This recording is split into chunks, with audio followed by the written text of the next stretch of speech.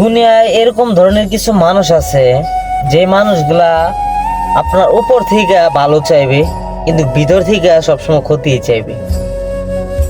যে মানুষগুলা সবসময় উপর দিয়ে হাসি কিন্তু ভিতর থেকে একদম কয়লা। সে আপনাকে কখনো বুঝতে দেবে না যে সেই মানুষটা আপনার ক্ষতি চাইতেছে। সেরকম একটা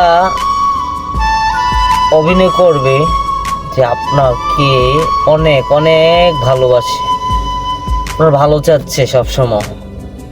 কিন্তু ভালো তো কয়জনে চায়?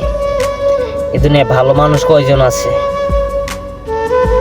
সবাই তো নিজের স্বার্থটা খোঁজে।